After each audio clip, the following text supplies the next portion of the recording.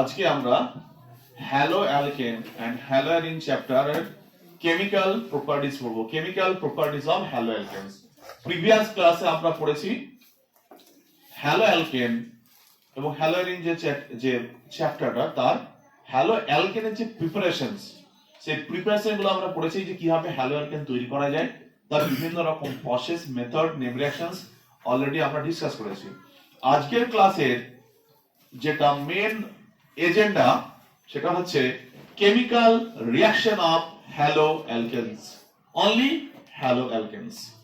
কারণ আমরা চ্যাপ্টারটা দুই ভাগে ডিভাইড করেছি, একটা haloalkane and haloarene. আগে আমরা হ্যালো অ্যালকেনটাকে কমপ্লিট করব, দেন আমরা হ্যালো অ্যালিন আসবো। সো আজকে কেমিক্যাল রিঅ্যাকশনের মধ্যে এই যে হ্যালো অ্যালকেন যারা আছে, যতগুলো অর্গানিক কম্পাউন্ড আছে অর্থাৎ যত জৈব যৌগ আছে, তাদের মধ্যে সবথেকে রিঅ্যাক্টিভ হচ্ছে হ্যালো অ্যালকেন গুলো। কারণ হচ্ছে এখানে হ্যালো অ্যালকেনে কারা থাকে, হ্যালোজেন গুলো থাকে বন্ডে। তাহলে কি মোস্ট ইলেকট্রন নেগেটিভ এলিমেন্ট, তা এরা যে কোভ্যালেন্টলি যে বন্ডেড থাকে তাকে highly delta plus delta minus অবস্থা থাকে, এটা মোর রিঅ্যাক্টিভ। এবং এদের কেমিক্যাল রিঅ্যাকশন মানে বুঝতেই পারছিস যে একটা হ্যালো অ্যালকেন কেমন দেখতে, এরকম। ওকে, তা হ্যালো অ্যালকেনের রিঅ্যাকশনের মধ্যে বেসিক্যালি কি বলতো, বেসিক্যালি বলতে এই যে হ্যালো অ্যালকেন আছে এইটাকে সরিয়ে ডিফারেন্ট ফাংশনাল গ্রুপ নেওয়া আসা, এটাই তো হ্যালো অ্যালকেন রিঅ্যাকশন হবে। আগে আমরা কি প্রিপেয়ার করছিলাম, হ্যালো অ্যালকেন প্রিপেয়ার করেছিলাম, এইটাকে নিয়ে এসেছিলাম। এবার কাজ কি, এবার হচ্ছে এইটাকে সরাবো কাদেরকে দিয়ে, ডিফারেন্ট ফাংশনাল গ্রুপ দিয়ে, যে আমরা কি করব, ডিফারেন্ট অর্গানিক কম্পাউন্ড তৈরি করব। এবং যে পদ্ধতিতে এইগুলোকে আমরা সরাবো বা রিমুভ করব, সেই পদ্ধতিগুলোর এক একটা নাম আছে। কি কি নাম দেখ, তার নাম হচ্ছে নিউক্লিওফিলিক সাবস্টিটিউশন রিঅ্যাকশন, নিউক্লিওফিলিক প্রতিস্থাপন বিক্রিয়া, একটা হচ্ছে এলিমিনেশন বিক্রিয়া, একটা হচ্ছে রিঅ্যাকশন উইথ মেটালস, একটা হচ্ছে রিডাকশন, একটা হচ্ছে রিঅ্যারেঞ্জমেন্ট। বলে রাখি এখানে এতগুলো যে পাঁচটা আমি মানে রিঅ্যাকশনস লিখেছি, আমি মেইনলি আমাদের এই তিনটা আমরা টাচ করব। এবং সবথেকে more important first one, nucleophilic substitution reaction বা নিউক্লিওফিলিক প্রতিস্থাপন বিক্রিয়া। কি বললাম বুঝতে পারছিস? আমরা এই তিনটে মিলিয়ে আমরা টাচ করব। তো বুঝতে পারছিস যে এখানে বিভিন্ন ধরনের রিঅ্যাকশন যাই হোক না কেন, রিপ্লেস কাকে করতে হবে, এই হ্যালোজেন গুলোকে রিপ্লেস করে নতুন নতুন ফাংশন করতে হবে। এটাই কি কেমিক্যাল রিঅ্যাকশনস অফ হ্যালো অ্যালকেনস। এবার এইটা যাওয়ার আগে আমরা ফার্স্ট আজকে ডিসকাশন করব কোনটা, নিউক্লিওফিলিক সাবস্টিটিউশনস রিঅ্যাকশনস। এবার নিউক্লিওফিলিক সাবস্টিটিউশন রিঅ্যাকশনে যাওয়ার আগে আমরা একটু প্রিভিয়াস জিনিসগুলো ডিসকাস করে নেব। আমরা সবসময় কোনটা রিঅ্যাকশন কে এভাবে লিখি, রিঅ্যাকশন কে এভাবে লিখি রিঅ্যাকশন এন্ড প্রোডাক্ট। বুঝেছিস? এবার অ্যাকচুয়ালি একটা রিঅ্যাকশন কে আমরা অর্গানিক কেমিস্ট্রিতে ক্লাস 11 এ কি বলেছিলাম, সাবস্ট্রেট প্লাস রিএজেন্ট দিয়ে মিডিলে কি হয়, ইন্টারমিডিয়েট। কি হয়, ইন্টারমিডিয়েট, মানে যেটাকে আমি কি বলতাম হল্ট স্টেশন। তারপর আমরা কি পাই, প্রোডাক্ট। তাই তো, এতগুলো আমাদের স্টেপ। তারপরে আমরা এখানে ছোট্ট করে লিখছি প্রোডাক্ট। এবার দেখ সাবস্ট্রেটটা কি, রিএজেন্টটা কি, রিএজেন্টটা কারা, রিএজেন্টটা হচ্ছে যারা গো এন্ড অ্যাটাক, মানে কি বলতো, যারা অন্য একটা সাবস্ট্রেটের উপর গিয়ে অ্যাটাক করবে। তাহলে সাবস্ট্রেটটা কি হবে, অন্যের দ্বারা কি হবে, এর দ্বারা অ্যাটাক হবে। বুঝতে পারছিস, বিং অ্যাটাকড বাই রিএজেন্ট। ব্যাপারগুলো কি আস্তে আস্তে বুঝতে পারবি। তার মানে তোরা বায়োলজিতে পড়ে থাকবি বিভিন্ন ধরনের রিঅ্যাকশনস, একটা সাবস্ট্রেট থাকে, এনজাইমের ক্ষেত্রে দেখেছিস তো, এটা সাবস্ট্রেটের উপর কি থাকে, বিভিন্ন এনজাইম কাজ করে। তো এটা সাবস্ট্রেট থাকবে, এনজাইম কাজ করছে। তাহলে এখানে কি, যার উপর কাজ করবে সেটা কি বলবো, সাবস্ট্রেট, আর যে কাজ করবে তাকে বলতো রিএজেন্ট। রিএজেন্ট এই জন্য কি বললাম, রিএজেন্ট কি, গো এন্ড অ্যাটাক, মানে যাবে এবং ওর উপর রিঅ্যাকশনস করবে। কার রিঅ্যাকশন করবে, সাবস্ট্রেটের উপর। কি বললাম বুঝতে পারছিস? তাহলে বুঝতে পারছিস, আমরা এই চ্যাপ্টার, তাহলে রিএজেন্ট এখানে কই ভাগ দেয়, রিএজেন্ট আমরা এখানকে রিএজেন্টকে কথা নয় দুই ভাগে ভাগ, রিএজেন্ট কারা কারা, রিএজেন্টকে বলবো একটা ইলেকট্রোফাইল, একটা electro El electro file, file তো মানে জানিস অ্যাট্রাকশন। আর একটা কি বললাম, নিউক্লিওফাইল, নিউক্লিওফাইল অলরেডি ক্লাস 11 পড়েছি আমরা এগুলো। তাহলে কারা গিয়ে অ্যাটাক করবে সাবস্ট্রেটের উপর, দেখ দুটো জিনিস হতে পারে, কারা, একটা ইলেকট্রোফাইল, একটা নিউক্লিওফাইল। ইলেকট্রোফাইলকে আমরা ই পজিটিভ বলি, নিউক্লিওফাইলকে আমরা এরকম দেখায় অথবা এরকম দেখায়। এবার দেখ ইলেকট্রোফাইল কথার মানে কি। ইলেকট্রোফাইল, ফাইল বিল অ্যাট্রাকশন, অ্যাফেকশনস, কার প্রতি অ্যাফেকশন, ইলেকট্রনের প্রতি অ্যাফেকশন। অর্থাৎ তাহলে ইলেকট্রোফাইল কারা হবে, যারা ওয়ান পেয়ার অফ ইলেকট্রন কি হতে পারে, নিতে পারবে, গেইন করতে পারে। কারা, যারা ওয়ান পেয়ার অফ ইলেকট্রন কি করবে, নিতে পারে অন্যের কাছ থেকে, তাদের কি বলা হয়, তাদের কি বলা হয়, ইলেকট্রোফাইল। তাহলে ইলেকট্রন কারা গ্রহণ করবে না। আর নিউক্লিওফাইল কি, নিউক্লিওফাইল কি, নিউক্লিয় মানে নিউক্লিয়াস কি হয়, পজিটিভ হয়, নিউক্লিয় কি হয়, পজিটিভ হয়। তাহলে এরা কি হবে, যাদের কাছে যারা ইলেকট্রন রিচ, তাদেরকে নিউক্লিয়াস কি অ্যাটাক করবে, মানে এদের নিউক্লিওফাইল মানে কি, নিউক্লিয়াসের প্রতি এদের কি অ্যাট্রাকশন আছে। তা নিউক্লিয়াসের প্রতি অ্যাট্রাকশন আছে মানে নিশ্চয়ই আছে কি আছে, ইলেকট্রন আছে, এক্সেস ইলেকট্রন আছে, ইলেকট্রন রিচ আছে। অর্থাৎ যারা, যাদের লোন পেয়ার আছে এবং যারা নেগেটিভলি চার্জ, অর্থাৎ যাদের one pair of electron donate করার ক্ষমতা আছে, অর্থাৎ যাদের ওয়ান পেয়ার অফ ইলেকট্রন কি করতে পারে, ডোনেট করতে পারে। তো এদের কি, এরা ইলেকট্রন ডেফিসিয়েন্ট এক কথায়, আর এরা কি ইলেকট্রন রিচ, ক্লিয়ার। তো এরা এক কথায়, আরেকটা কথা লিখি এখানে, এদের এদের এদের ইলেকট্রন ডেফিসিয়েন্ট, আর এটা আর কথা কি লিখতে পারি, ইলেকট্রন রিচ, যাদের ইলেকট্রন বেশি থাকে। এবার দেখ তাহলে রিএজেন্ট এখানে কারা কারা হবে, হয় ইলেকট্রোফাইল নইলে নিউক্লিওফাইল। কিন্তু আমাদের চ্যাপ্টার নাম কি, নিউক্লিওফিলিক সাবস্টিটিউশন রিঅ্যাকশনস। তাহলে কোনটা ইউজ করব আমরা, এইটা ক্লাস 11 এ পড়েছিলাম, ইলেকট্রোফিলিক প্রতিস্থাপন বিক্রিয়া, অ্যারোমেটিক ইলেকট্রোফিলিক প্রতিস্থাপন বিক্রিয়া। তাহলে ইলেকট্রোফাইল মানেটা বলে দিলাম, যারা ইলেকট্রনের প্রতি যাদের অ্যাফিনিটি আছে, অর্থাৎ যাদের কাছে কি, যারা অন্যের কাছ থেকে হবে ওয়ান পেয়ার অফ ইলেকট্রন নিতে পারে। কারা হতে পারে, ক্যাটায়নস, কারা হতে পারে, ক্যাটায়নস। কোন ক্যাটায়ন গুলো, যারা এক জোড়া ইলেকট্রন নিতে পারে। ওকে, সোডিয়াম কি হবে, না হবে না, তার সমস্ত ক্যাটায়ন না, যারা ওয়ান পেয়ার অফ ইলেকট্রন নিতে পারে। আর নিউক্লিওফাইল কারা, যারা ওয়ান পেয়ার ডোনেট করতে পারে। যেমন যাদের জল কি লোন পেয়ার আছে, অ্যামোনিয়া লোন পেয়ার আছে, অ্যালকোহল অক্সিজেন ওএইচ গ্রুপ আছে, লোন পেয়ার দিতে পারে। ওরা সবাই কি হবে, নিউক্লিওফাইল।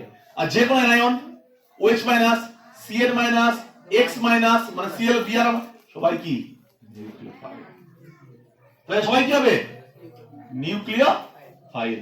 তো যে কোনো অ্যানায়ন, তাহলে যে কোনো কি হবে অ্যানায়ন, আর কি যাদের লোন পেয়ার থাকবে, তাহলে লোন পেয়ার মানে কি, তারা নিউট্রাল, আর এটা কি অ্যানায়ন। এখানে নিউট্রাল কারা হতে পারে, যেমন BF3 নাম শুনেছিস, কি হবে, ইলেকট্রন শর্ট প্রোডাক্টেড, তাহলে ইলেকট্রোফাইল হতে পারে, কারণ কি তারা অন্যের কাছ থেকে দুটো ইলেকট্রন নিতে পারে। তারা কি নিউট্রাল, তাহলে ইলেকট্রন, তাহলে এটা কি দুই প্রকার হয়, নিউট্রাল হতে পারে, আবার ক্যাটায়নিক হতে পারে, নিউট্রাল হতে পারে, ক্যাটায়নিক হতে পারে, কারা এই দুটো ভাগে। তাহলে আমি লাস্টলি এটাকে সামটিভ করছি যে রিএজেন্টটা আমরা দুই ধরনের জানি, ইলেকট্রোফাইল আর একটা নিউক্লিওফাইল।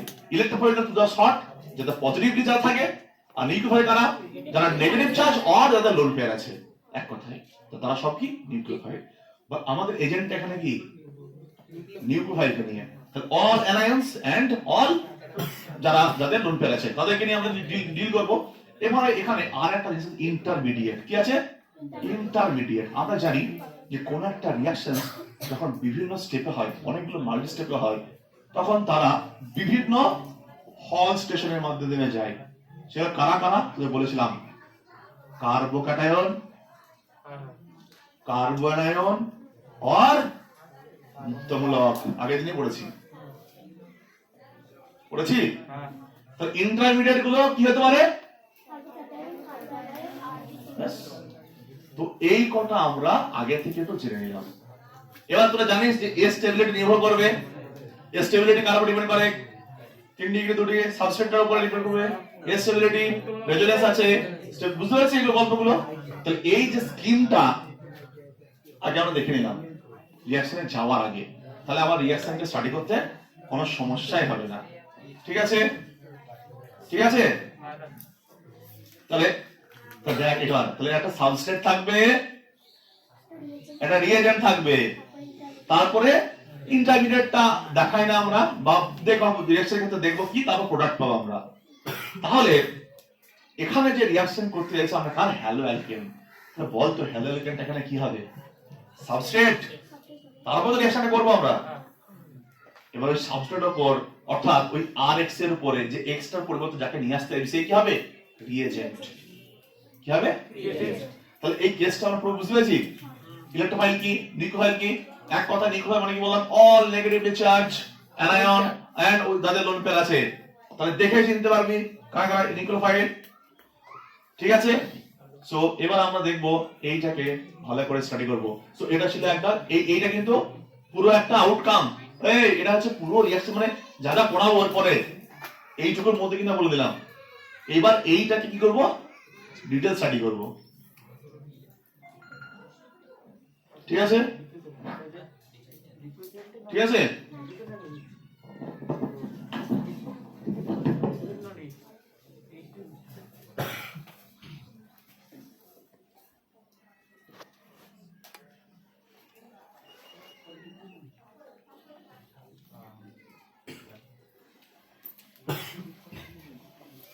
একটা ইলেকট্রন নিয়ে যায়, একটা কি ছিল, একটা ইলেকট্রন নিয়ে যায়, এফিসিয়েন্ট। এবার আমরা ডিটেইল স্টাডিতে যাব। খুবই সহজ এবং ইন্টারেস্টিং টপিক এটা। দেখ এবার এই কটা নোট ডাউন করেছি: কার্বোক্যাটায়ন, কার্বোঅ্যানায়ন, মুক্তমূলক, রেডিক্যাল এবং তাদের সিরিজ। নতুন কিছু শিখবো না, পুরনো কনসেপ্টে সেটাকে অ্যাপ্লাই করব। এবার দেখ আমরা নিউক্লিওফিলিক সাবস্টিটিউশন রিঅ্যাকশনটা পড়ব। নিউক্লিওফিলিক সাবস্টিটিউশনস, তাহলে এখানে কার ভূমিকা আসবে? নিউক্লিওফাইল। তো নিউক্লিওফিলিক সাবস্টিটিউশনরা যে টু টাইপস, এটা দুটো ভাগে ভাগ করে নিই, দেন আমরা আলাদা আলাদা ভাবে পড়ব। একটাকে আমরা বলবো, লেখা স্টাইল আছে এস এন, এনটা নিচে 1, উপরে এর উপরে 1, এসটা বড়, এনটা বড় হবে কিন্তু নিচে আসবে, এটা 2। একটাকে বলে SN1 আর একটা হচ্ছে SN2 বিক্রিয়া। তাহলে নিউক্লিওফিলিক সাবস্টিটিউশন রিঅ্যাকশনটা কটা স্টেপ, কটা ভাগ? দুটো ভাগ, এটা SN1, SN2। এইটার মানেটা আগে লিখে নে। এটার মানেটা হচ্ছে নিউক্লিওফিলিক সাবস্টিটিউশন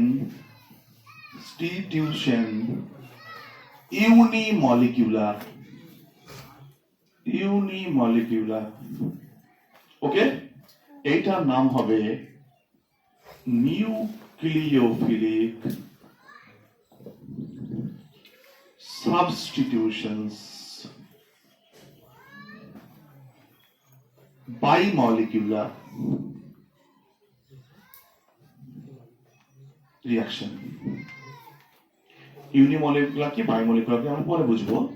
1 মানে ইউনিমলিকুলার, এখানে 2 মানে বাইমলিকুলার। দেখ লেখার স্টাইলটা দেখ, SN1 SN2 লেখার স্টাইল আছে, ইচ্ছা মতো লেখা যাবে না, যেমন খুশি। এসটা বড় হবে, এনটা সাফিক্সে হবে, তারপরে পাওয়ার 1। এবার দেখ নামটা কি হবে, দেখ আগে এন এর নামটা বলা আছে, nucleophilic substitutions unimolecular, nucleophilic substitutions bimolecular reactions. এবার আমরা এই দুটো রিঅ্যাকশনের মধ্যে যে কোনো একটা রিঅ্যাকশনকে নিয়ে আগে স্টাডি করব।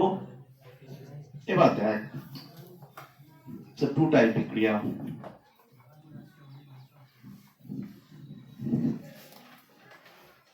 নিউক্লিওফিলিক সাবস্টিটিউশন আমরা SN2 বিক্রিয়াটাকে নিয়ে আগে স্টাডি করব। SN2 আগে রিঅ্যাকশনটার প্রথমে স্কিমটা এই রকম দেওয়া থাকবে, CH3Cl প্লাস KOH, এখানে প্রোডাক্টটা লেখা থাকবে CH3OH KCl। এই যে বিক্রিয়াটা দেওয়া আছে, এই বিক্রিয়াটা ভালো করে দেখ, তাহলে এই বিক্রিয়াটায় সাবস্ট্রেট কে CH3Cl, সাবস্ট্রেট কে নিউক্লিওফাইল কে OH minus, k plus OH minus, তাই তো?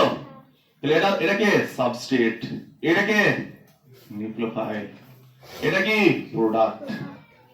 চিনতে পারলাম ওই স্কিমটাকে চিনতে পারলাম। তো দেখ এইটার পরিবর্তে কে এসছে বলতো, এইটা এসছে, Cl এর পরিবর্তে কে এসছে OH।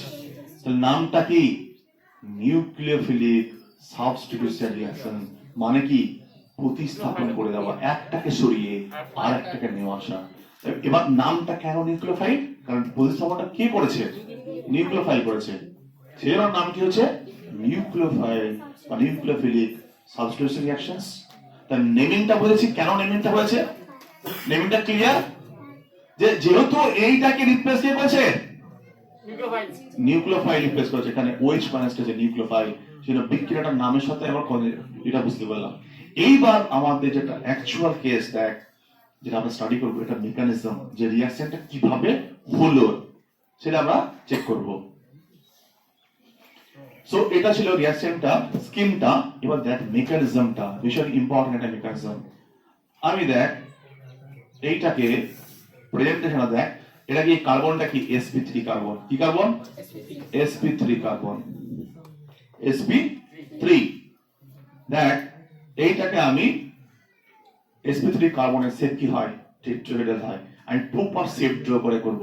এবং তোরা জানিস টেট্রাহেড্রাল মলিকুলে দুটো প্লেনে থাকে, দুটো আউট অফ প্লেন থাকে, কারণ ওদের বন্ড অ্যাঙ্গেল 109 ডিগ্রি 28 মিনিট, ওইটা মেনটেন করার জন্য না কি হয়, দুটো আউট অফ প্লেনে চলে যায় এবং দুটো প্লেনে থাকে। এবং আমরা দেখেছিলাম এটার ক্ষেত্রে যে দুটো বন্ডকে যদি আমরা, এই দুটো ধর নরমাল বন্ড, অর্থাৎ দুটো একই প্লেনে আছে, কি আছে, দুটো একই প্লেনে আছে, আর একটা কি উপরে থাকে আর একটা পিছনে থাকে বা নিচে থাকে, এটা বলতে পারিস। তাহলে একটাই কি দেখায় আমরা ব্রোকেন লাইন, আর একটা কি বলছিলাম বোল্ড, মানে একটা এরকম আছে আর একটা কি ঠিক বোর্ডের পিছনে আছে। সো এখানে সবগুলো কি আছে, সবগুলো একটা হাইড্রোজেন, আর এগুলো সব কি আছে, হাইড্রোজেন আছে। এটা কি actual presentation of A sp3 carbon, ঠিক আছে? এইবার দেখ ভালো করে শুনবি, যে রিঅ্যাকশনের মেকানিজম করছি আমরা, এটা মেকানিজম পড়ছি, মেকানিজম অর্থাৎ ক্রিয়া কৌশল, বিক্রিয়াটা কিভাবে যায়, মেকানিজম বা ক্রিয়া কৌশল বলে এটাকে। তো এটা হচ্ছে একটা অ্যাকচুয়াল শেপ ড্র করছি আমরা। এই দুটো কি তোরা জানিস, এটা আমরা তো শিখেছি এখানে কি হবে, থাকে দুটো একই প্লেন থাকবে, এরকম থাকবে আর এরকম থাকবে, যেগুলো যাই করবে কি হবে, দুটো একই প্লেন থাকবে, যেমন হবে দেখ একটা চারটিকে। তাহলে এবার দেখ এখানে আমার নিউক্লিওফাইলকে লিখেছিলাম যে এ কি করে, অ্যাটাক করে, এ গো এন্ড অ্যাটাক, যাবে এবং অ্যাটাক করবে। এ কি হবে, অ্যাটাক হবে, এ কি হবে, অ্যাটাক হবে। এবার হয় মেকানিজমটা নিজে বুঝতে পারবি। বল দেখ সবসময় অ্যাটাক করাটা কোন দিক দিয়ে সুবিধা, face to face or back side, back side attack. কোন দিকে অ্যাটাক করা সহজ, ব্যাক সাইডে অ্যাটাক করা সহজ। যদি ফ্রন্টে অ্যাটাক করতে না পারিস কি করবি, ব্যাক সাইড অ্যাটাক করবি। আর ম্যাক্সিমাম জন কি করে, ব্যাক সাইড অ্যাটাক করে, কারণ ফ্রন্ট সাইড অ্যাটাক করা ডিফিকাল্ট। এবার কেন এখানে দেখবো, এই একটা কেস। আরেকটা एग्जांपल শোনা, আমি যাকে অ্যাটাক করতে যাব তার চারপাশটা যদি প্রপার ভাবে গার্ডেড থাকে, সো আমার ক্ষেত্রে অ্যাটাক করা সহজ না ডিফিকাল্ট, ডিফিকাল্ট। মানে হচ্ছে আমাদের ধর দেখবি ইউএসএ যখন প্রেসিডেন্ট আছে তখন ওদেরকে দেখবি এরকম ভাবে না 7টা লেয়ার থাকে, লেয়ার থাকে 7খানা লেয়ার থাকে, এবং টপ টপ যে ওদের মানে যে ডিফেন্সের যে টপ টপ বিভিন্ন কি থাকে, গ্রুপ থাকে না, তো সারা প্রপার গার্ডেড সিস্টেম থাকে। ওকে, এটা তো আমাদের ভারতবর্ষের প্রধানমন্ত্রী আছে, তাকে তো ওয়েস্ট বেঙ্গল পুলিশের মতো লোকদের গার্ড দেওয়া আছে, হবে কি হবে, এদিক ওদিক যদি ভাবে কি একটা করা সুবিধা হবে। আমি এখানে একটা কথা বলতে চাইছি, যদি প্রপার গার্ডেড থাকে তাহলে এটা করা সহজ না ডিফিকাল্ট? ডিফিকাল্ট। আর যদি গার্ডের ফাঁকা পেস থাকে সহজ। তাহলে দেখ, তাহলে প্রথমত হচ্ছে এ কি করবে, ব্যাক সাইড রাখ করবে, ব্যাক সাইড, ব্যাক সাইড রাখ করবে। কারণ কি? কারণ এটা হ্যালোজেন, এটা নিজস্ব ইলেকট্রন আছে, এটা নিজস্ব লোন প্যান আছে, এরও নেগেটিভ চার্জ, মানে এর অস্ত্র আছে, এর অস্ত্র আছে, বুঝতে পারিস? অস্ত্রটা কি? এর ইলেকট্রন আছে, এরও আছে। তাহলে এ কি ফেস টু ফেস কি দে কি করবে, রিপালশন করবে। এটা কি হবে? তাহলে ওকে বেস্ট অপশন কি?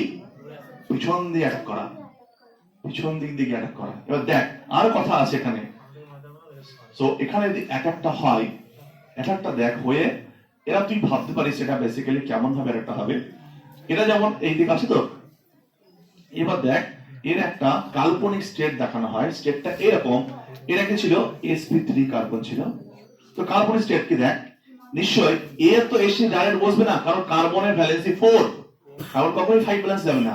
তার মানে এ যখন, এটা ভাবতে পারিস আস্তে আস্তে আস্তে আস্তে যখন কি এখানে আস্তে আস্তে আসছে, ও কি ওকে দেখে আস্তে আস্তে পালাতে শুরু করবে।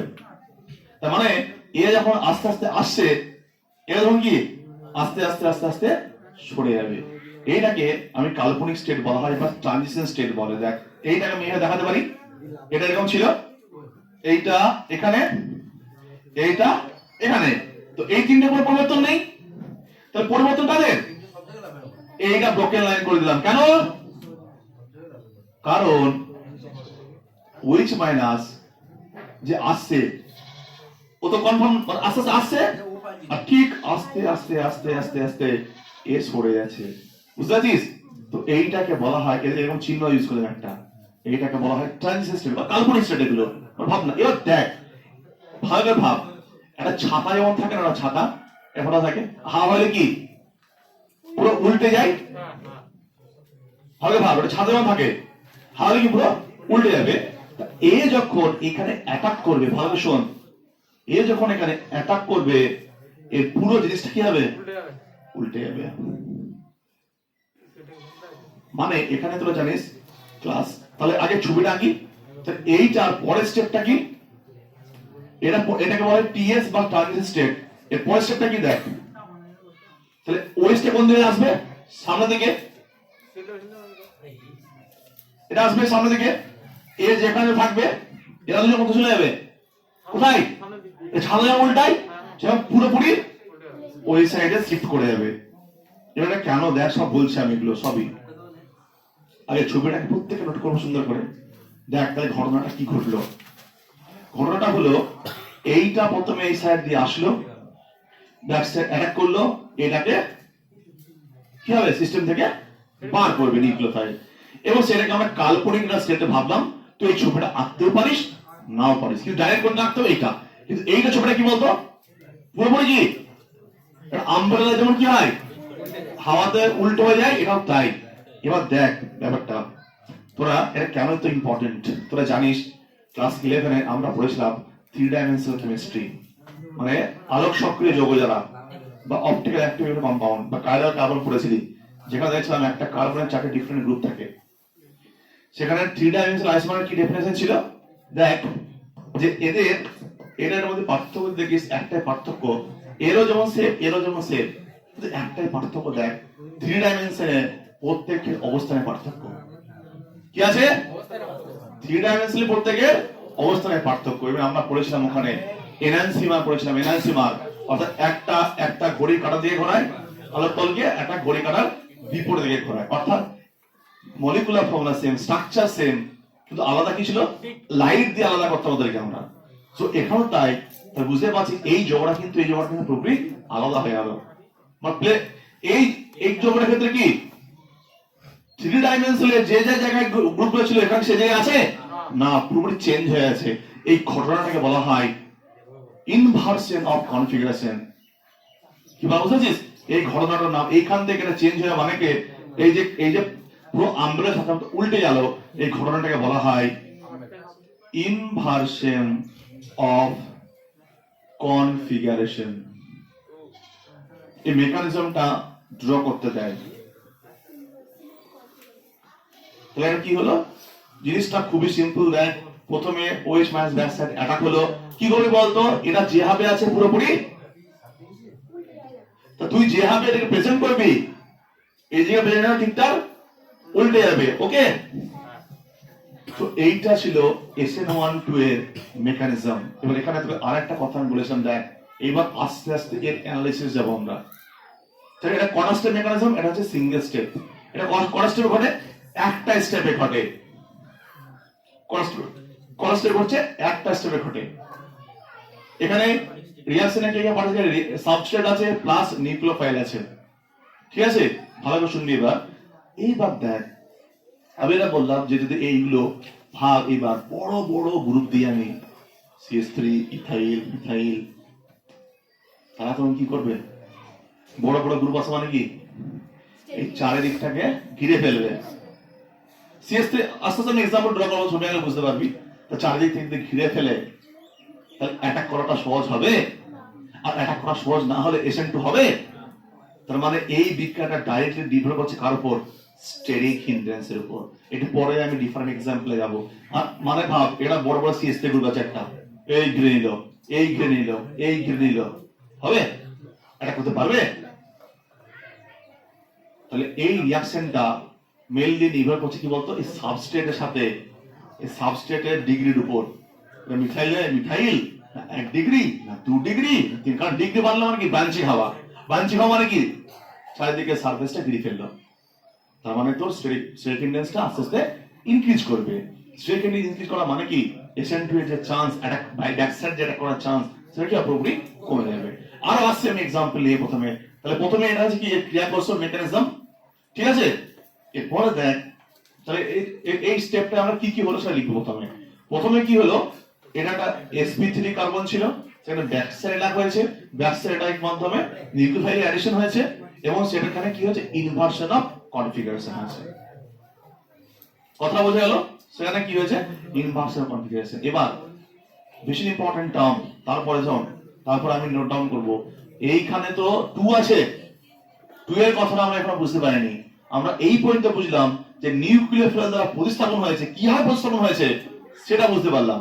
এবার লাস্ট টপিক মানে 2টা কি ব্যাপার, 2টা হচ্ছে দেখ যখন রিঅ্যাকশনটা লিখেছিলাম তখন রিঅ্যাকশনটা আমরা ঠিক এইটা লিখেছিলাম, CH3Cl plus KOH দিয়ে CH3OH plus KCl।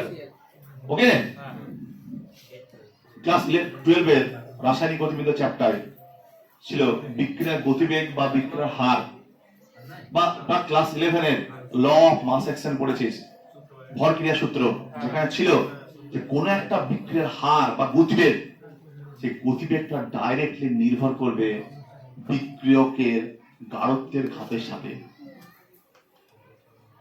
Reaction start হচ্ছে, সেই রিঅ্যাকশনটা ডিপেন্ড করবে কার উপর, প্রথমত রিঅ্যাকট্যান্ট আছে রিঅ্যাকশনের মধ্যে, তাহলে মেইন ডিপেন্ডেন্স কার উপর, রিঅ্যাকট্যান্টের উপরে। তাহলে সেইখানে একটা টার্ম ছিল যে বিক্রিয়ার হার বা গতিবেগ, যেটাকে আর দিয়ে ডিফাইন করেছিলাম। বিক্রিয়ার হার বা গতিবেগ ডাইরেক্টলি প্রপোর্শনাল হবে যে বিক্রিয়ায় যারা যারা বিক্রিয়ক আছে, যারা যারা রিঅ্যাকট্যান্ট আছে, টোটাল গুলো এখানে দেখ, রিঅ্যাক্টর বলতে সবগুলো আছে, সাবস্ট্রেট প্লাস যারা যারা পার্টিসিপেট করছে প্লাস রিঅ্যাকট্যান্ট, সরি রিএজেন্ট। এটা রিঅ্যাক্টর মানে সবগুলোকে বোঝায়।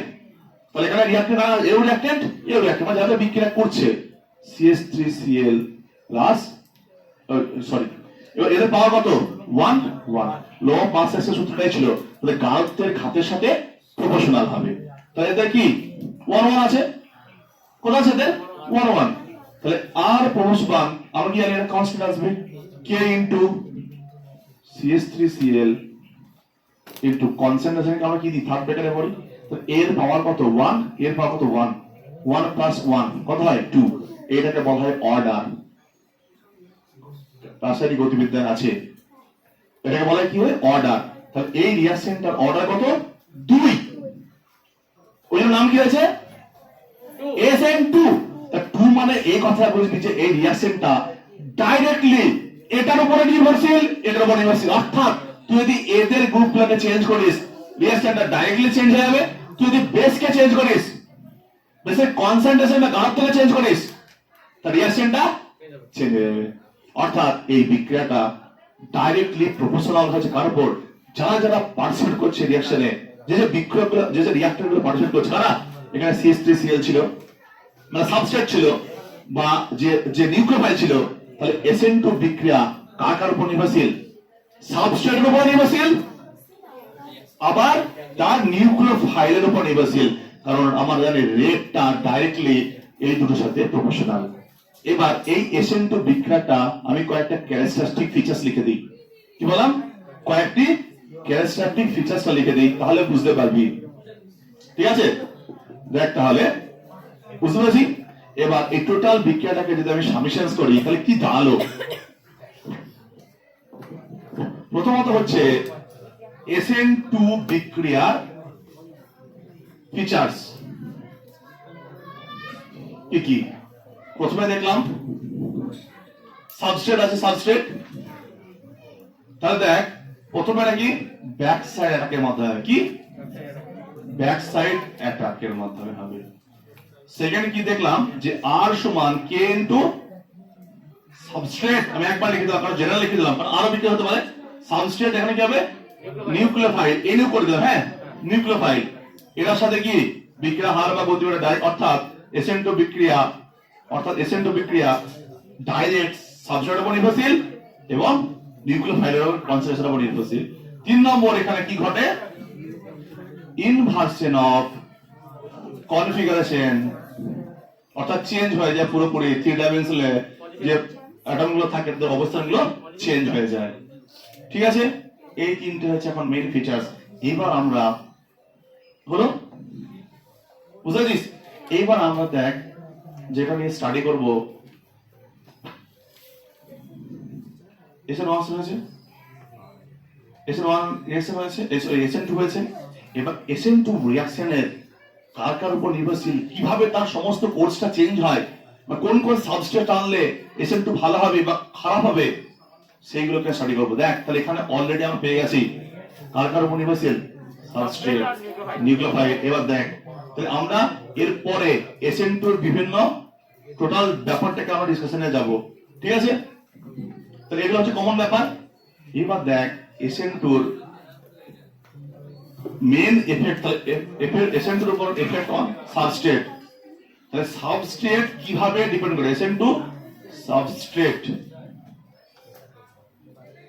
তাহলে একটা এফেক্ট হচ্ছে কি সাবস্ট্রেট এফেক্ট।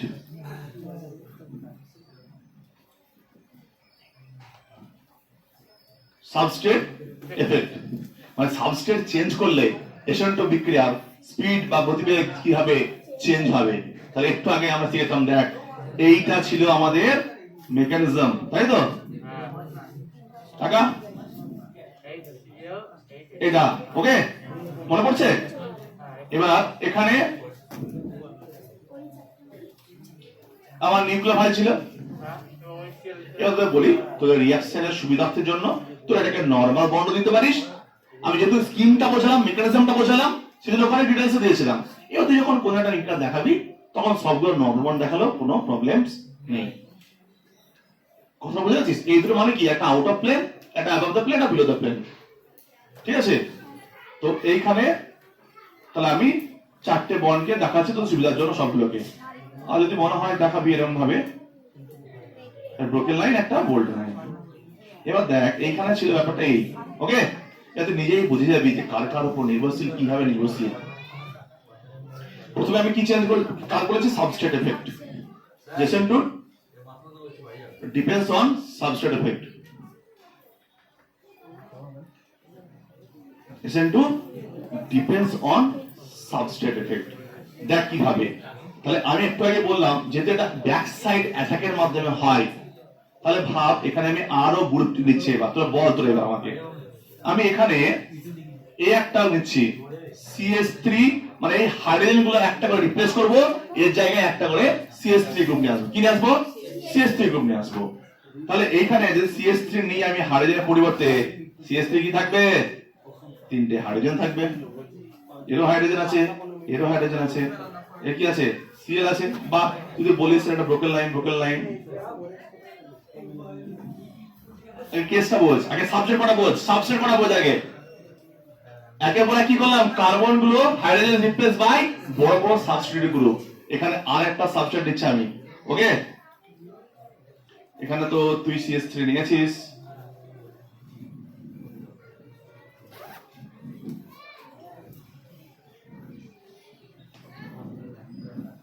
এখানে ব্রোকেন লাইনে আর একটা CH3 নিয়ে নে,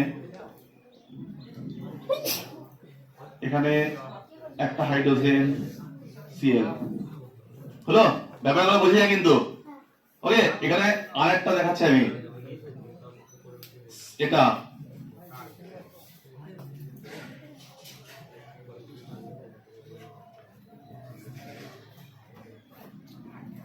কার্বন। কি প্রবলেম, এটা কি প্রবলেম, প্রবলেমটা কি বলতো?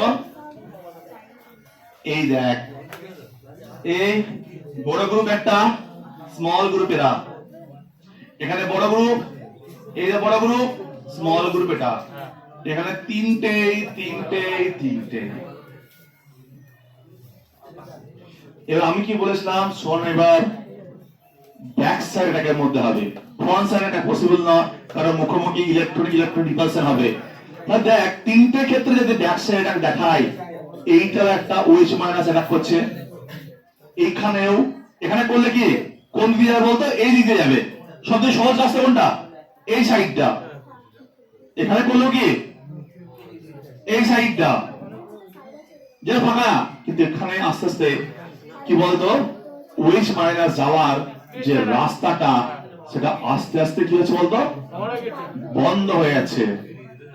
অর্থাৎ এই জায়গা বন্ধ হয়ে যাচ্ছে, ও তো ব্যাক সাইড অ্যাটাক করে যাচ্ছে, তো বন্ধটা কেন হচ্ছে? কেন হচ্ছে? সাবস্ট্রেট কে যদি ব্রাঞ্চিং করতে থাকিস, সাবস্ট্রেট কে যদি বড় বড় গ্রুপ তারা রিপ্লেস করতে থাকিস, তাই সেখানে যে স্পেসটা দরকার ব্যাক সাইড অ্যাটাকের জন্য, সেই স্পেসটা অ্যাভেলেবল থাকবে না। তার মানে এই ঘটনাটার নাম কি? স্টেরিক হিন্ড্রেন্স, স্পেস জনিত প্রবলেম, জায়গা নিয়ে সমস্যা। তো এরা কি করবে? প্রত্যেকে রিপ্রেজেন্ট ব্যস্ত জায়গা নিয়ে, তাহলে OH মাইনাস কোথায় ঢুকবে, কিভাবে ঢুকবে? তার মানে কি বলতো, যত আমি এইখান থেকে এই দিকে যাচ্ছি, তত আমার ব্রাঞ্চিং বেড়েছে, স্টেরিক হিন্ড্রেন্স ইনক্রিজ করেছে, আর স্টেরিক হিন্ড্রেন্স যত ইনক্রিজ করবে, ব্যাক সাইড অ্যাটাকের চান্স তত কম হবে, অর্থাৎ SN2 বিক্রিয়ার চান্স তত কমতে থাকবে। এবার সাবস্ট্রেটটাকে আমরা জানি যে সাবস্ট্রেটটাকে আমরা বিভিন্ন ডিগ্রি দ্বারা ডিফাইন করতে পারি। যদি কোন কার্বন, এটা কি এই কার্বনটা কোন কার্বনের সাথে যুক্ত নেই, মানে এটা কোনো ডিগ্রি নয়, ওর নাম সিম্পল মিথাইল ক্লোরাইড।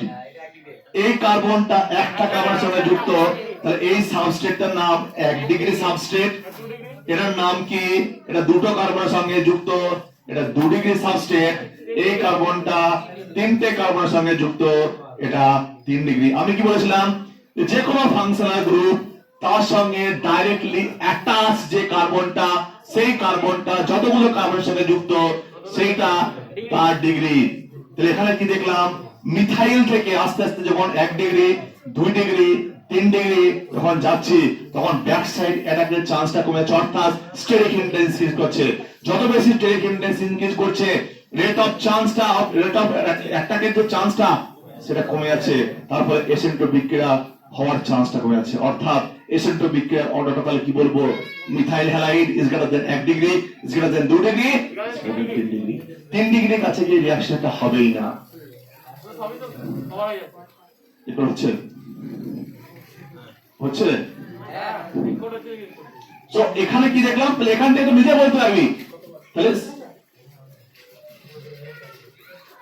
এখান থেকে নিজে বলতে পারবি, কি বলতে পারবি? সাবস্ট্রেটের অর্ডার। দুটো পরীক্ষায় সামান্য যে জিজ্ঞেস করবে, এই চারটের মধ্যে হয়তো যে কোনো একটা দিল, যে বলো কার ক্ষেত্রে SN2 বিক্রিয়া ভালো হবে, কি দেখবি? ডিগ্রি। কি দেখবি? ডিগ্রি। ডিগ্রি দেখা তো জানি আমরা। তাহলে এখান থেকে একটা বুঝতে পারলাম যে এইগুলোর নাম কি? এগুলোর নাম হচ্ছে স্টেরিক ক্রাউডিং বা স্টেরিক হিন্ড্রেন্স। এটা কি দিয়ে ডিফাইন করে? স্টেরিক হিন্ড্রেন্স বা স্টেরিক ক্রাউডিং বলে এটাকে, ক্রাউডেড থাকে। তারপরে তাহলে আমি সাবস্ট্রেট এফেক্টটা লিখতে পারি, সাবস্ট্রেট এফেক্ট অর্ডারটা এই সাবস্ট্রেট ইফেক্ট অর্ডারটা বলতে পারি না হ্যাঁ দেখ তাহলে সাবস্ট্রেট ইফেক্টের যে অর্ডারটা সেটা কি অর্ডার দেখ তাহলে নিশ্চয়ই প্রথমে কি ছিল আমার CH3Cl ছিল হ্যাঁ তো এটা কোনো ডিগ্রি নেই এরপরে এটা এসেছিলাম এটা তো 1 ডিগ্রি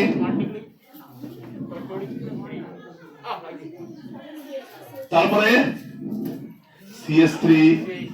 CH3 এটা 2 ডিগ্রি তাহলে এটা 1 ডিগ্রি সাবস্ট্রেট এটা 2 ডিগ্রি সাবস্ট্রেট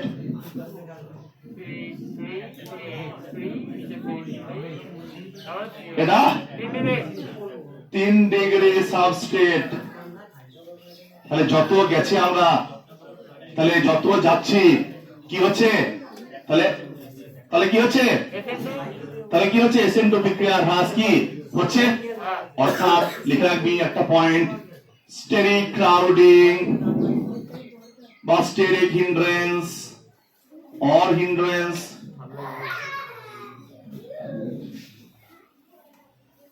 যত বৃদ্ধি পাবে SN2 বিক্রিয়ার হওয়ার প্রবণতা তত কমে যাবে অর্থাৎ স্টেরিক হিন্ড্রেন্স থাকে SN2 বিক্রিয়ার রেট কমবে ইনভার্সলি প্রপোর্শনাল কি হবে ইনভার্সলি প্রপোর্শনাল তাহলে A1 by rate of SN2 reaction তো ছোট নিজের মতো করে লিখে নে বাংলায় তাই তো যে স্টেরিক ক্রাউডিং যত বৃদ্ধি পাবে স্পিড অফ দ্য রিঅ্যাকশন আর rate of the reaction fall করবে তাহলে এই চারটের মধ্যে সবথেকে বেস্ট কে মিথাইল হ্যালাইড তারপরে 1 ডিগ্রি এবার পরীক্ষায় মেইনলি এই তিনটাকে দেয় 1 2 3 1 ডিগ্রি 2 3 ডিগ্রি 3 এলিমেন্ট তিনটে সাবস্টেন্স দিল তিনটে সাবস্টেন্স বললো বলো তো কোনটা SN2 হবে যেটা বেশি ভালো হবে যেটা হ্যাঁ SN2 টা সবথেকে কোনটা ভালো হবে যেখানে স্টেরিক ইনডেক্স সবথেকে কম তাহলে বুঝতে পারছিস এই SN2 বিক্রিয়াটাকে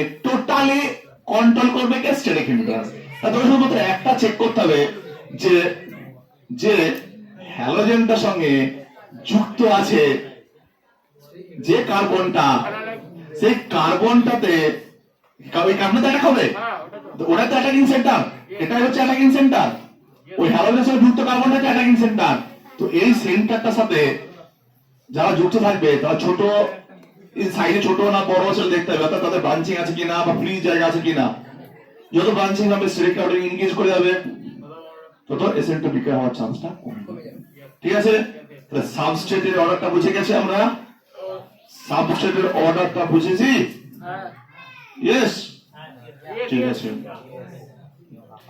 এরপরে দেখ আরেকটা ইফেক্ট একটু আগে বললাম rate of the reaction directly proportional two কি ছিল substrate as well as concentration of the nucleophile concentration of the nucleophile এবার দেখ কেসটা কি তাহলে সেকেন্ড এফেক্ট কি তাহলে একটা এফেক্ট কি বললাম বলতো সাবস্ট্রেট এফেক্ট তাহলে একটা হলো আমাদের সাবস্ট্রেট 2 নম্বর হচ্ছে কনসেন্ট্রেশন অফ বেস অর্থাৎ কনসেন্ট্রেশন এটা আমি ছোট শর্ট ফর্মে লিখলাম কনসেন্ট্রেশন অফ বেস এই বেস মানে নিউক্লিওফাইল এটা কনসেন্ট্রেশন অফ নিউক্লিওফাইল তো এখানে কনসেন্ট্রেশন অফ নিউক্লিওফাইল এই তো একটু আগে দেখেছিলি যে রিঅ্যাকশনটা সেই রিঅ্যাকশনটা এরকম ছিল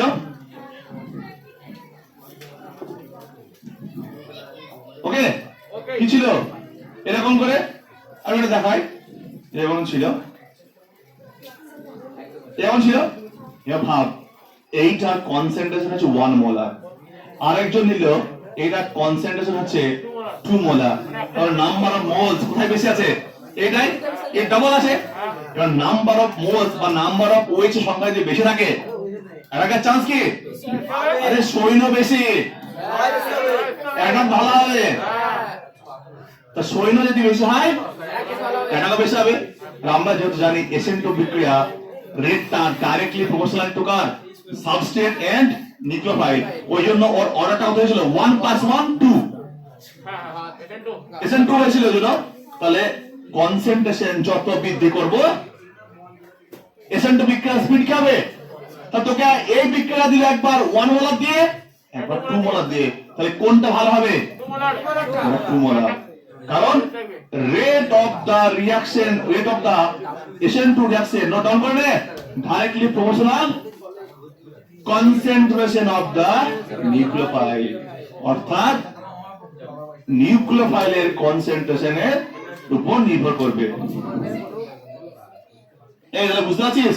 তোরা নিশ্চয়ই বুঝতে পারছিস যে রেটের মধ্যে যারা থাকবে তারা কিন্তু ভীষণ ইম্পর্টেন্ট। সবার উপরে কি লাগবে?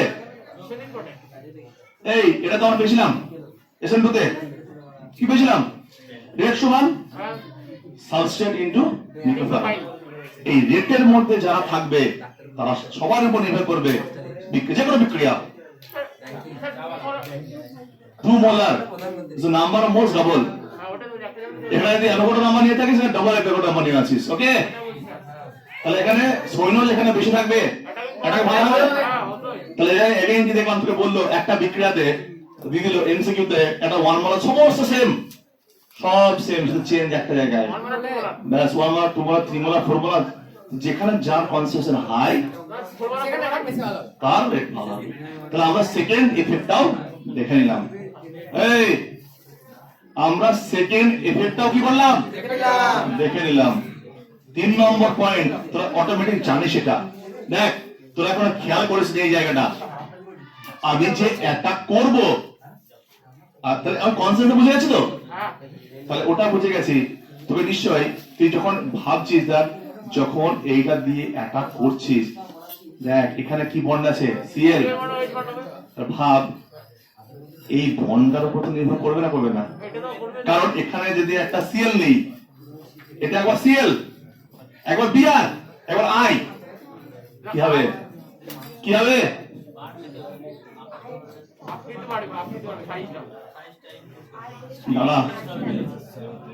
ভাব একবার ব্রোমিন সব সেম, একবার আয়োডিন, এটা আয়োডিন এটা ব্রোমিন, তাহলে এটা কি ছোট তার থেকে বড়, তার থেকে বড় শিখেছি এগুলো আমরা বি ব্লকে। তাহলে যত সাইজ বাড়বে হ্যালোজেনের বন্ড লেন্থ বাড়বে, বন্ড লেন্থ বাড়বে, বন্ডটা উইক হবে, বন্ড যত উইক হবে তত তাড়াতাড়ি লুজ হবে, অর্থাৎ যেই ধাক্কা মারবে সেই ওটা কি হবে? ওপেন হয়ে যাবে। তার মানে কি দাঁড়ালো? শোন 3 নম্বর এফেক্ট এর মধ্যে ছিল যে এই যে শোন যে হ্যালোজেনটা রিপ্লেস হচ্ছে সেই হ্যালোজেনটা এইটাকে বলে, দেখ যেহেতু এইটা বেরিয়ে যাচ্ছে সেজন্য এর একটা নাম আছে, নাম হচ্ছে লিভিং গ্রুপ। তাই তো লিভ করছে কে? তাহলে প্রথমে গেল একটা প্রপার্টি কি বলেছি? সাবস্ট্রেট, নিউক্লিওফাইল কনসেন্ট্রেশন, তারপরে লিভিং গ্রুপ। তিনটে পয়েন্ট করলাম। তাহলে লিভিং গ্রুপের অর্ডার কি হবে? আই মাইনাস সব থেকে ভালো, তারপর বিআর,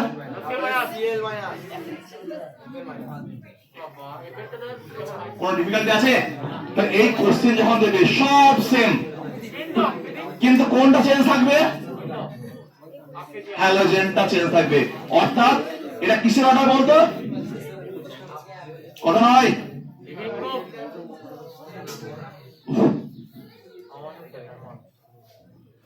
এগুলো কিন্তু খুব সিম্পল জিনিস, সব সেম আছে।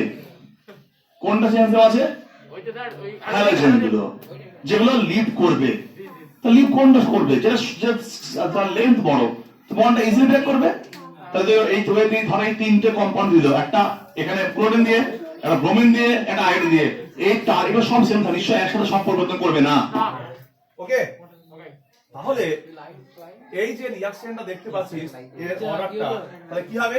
যেখানে আয়োডিন থাকবে তার রিঅ্যাকশনের স্পিডটা সবথেকে বেশি হবে, অর্থাৎ লিভিং গ্রুপের অর্ডার তাহলে কি I minus Br minus Cl minus and done. তাহলে এখানে আমরা তিনটে ফ্যাক্টর ডিসকাস করলাম। কটা ফ্যাক্টর? তিনটে ফ্যাক্টর অলরেডি ডিসকাস করলাম। আর একটা ফ্যাক্টর এখানে আছে, সেটা হচ্ছে সলভেন্ট বা দ্রাবক। সলভেন্ট বা দ্রাবক, বুঝতে পারছিস? ভালো করে শুনবি।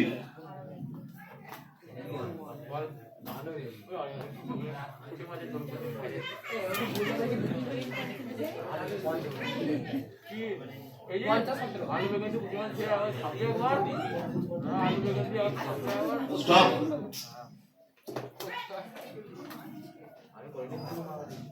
4 নম্বর এফেক্ট সলভেন্ট। 4 নম্বর এফেক্ট সলভেন্ট। সলভেন্টকে আমরা দুই ভাগে ভাগ করি, জানিস তোরা? ফটাফট লিখে নে। একটা পোলার, নন পোলার। একটা নন পোলার। পোলারের আবার দুটো ভাগ করব, একটা পোলার প্রোটিক, পোলার প্রোটিক, আর একটা পোলার অ্যাপ্রোটিক। এর মানে প্রোটিক মানে হাইড্রোজেন, অর্থাৎ কার আয়নাইজেবল হাইড্রোজেন থাকবে, কার থাকবে না। তাহলে বন্ডটা কি হবে? পোলার হবে। বন্ডটা কি হবে? পোলার হবে, কিন্তু হাইড্রোজেন এ দেখ প্রোটিক পোলার। ফটাফট দেখে নে। পোলার মানে কি? ডাইপোল তৈরি হবে, plus minus, delta positive negative. এবার দেখ পোলার কারা কারা হবে। পোলার প্রোটিক যেমন দেখ জল, কি জল, ডেল্টা মাইনাস ডেল্টা প্লাস। তো ডেল্টা মাইনাস ডেল্টা প্লাস হয়েছে, পোলার হয়েছে। হাইড্রোজেন আছে, হাইড্রোজেন আছে কি নেই? তার নাম কি? বন্ডটা পোলার, আর আয়নাইজেবল হাইড্রোজেন আছে, মানে হাইড্রোজেনটা লিভ, মানে হাইড্রোজেনটা লিভ করতে পারে, মানে হাইড্রোজেনটা ছাড়তে পারে, সেই জন্য এটাকে বললাম আয়নাইজেবল হাইড্রোজেন। এর নাম কি? পোলার প্রোটিক। কে কে হতে পারে? জল হতে পারে, যে কোনো অ্যালকোহল গ্রুপ হতে পারে। আর ওএইচ করে দিলাম, কারণ এই বন্ডটা ভাঙতে পারে, ডেল্টা মাইনাস ডেল্টা প্লাস। কোনো সমস্যা আছে? ঠিক আছে, তাহলে জল, অ্যালকোহল এরা কি? পোলার প্রোটিক। এবার হচ্ছে পোলার অ্যাপ্রোটিক কার্বন। পোলার অ্যাপ্রোটিকটা লিখে নিবি। তাহলে পোলার প্রোটিক বুঝতে পারছিস? প্রোটিক মানে কি? বন্ডটা তো পোলার হবে, বুঝে গেছিস? এরও বন্ড পোলার থাকবে, কিন্তু এর ক্ষেত্রে হাইড্রোজেন থাকবে না, আয়নাইজেবল হাইড্রোজেন, কারণ এখানে তড়িৎগত পার্থক্য হাই আছে। এবার দেখ পোলার অ্যাপ্রোটিক কারা, খুব সিম্পল। এই দেখ অ্যাসিটোন, নাম শুনেছিস? অ্যাসিটোন। দেখ এটা ডেল্টা পজিটিভ, ডেল্টা নেগেটিভ, পোলার।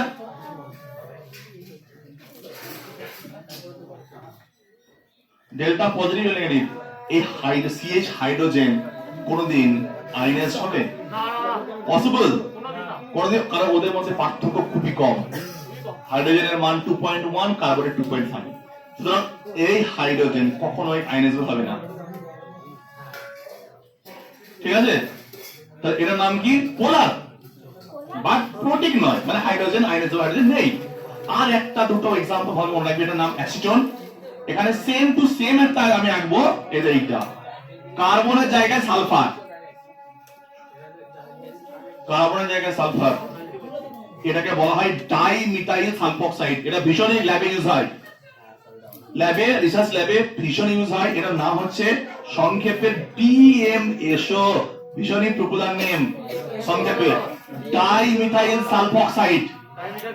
কার কথা মনে রাখবি? অ্যাসিটোন কে মনে রাখবি। কাকে মনে রাখবি? অ্যাসিটোন কে মনে রাখবি। কার্বনের জায়গায় শুধু কি? Sulphur, dimethyl সালফোক্সাইড।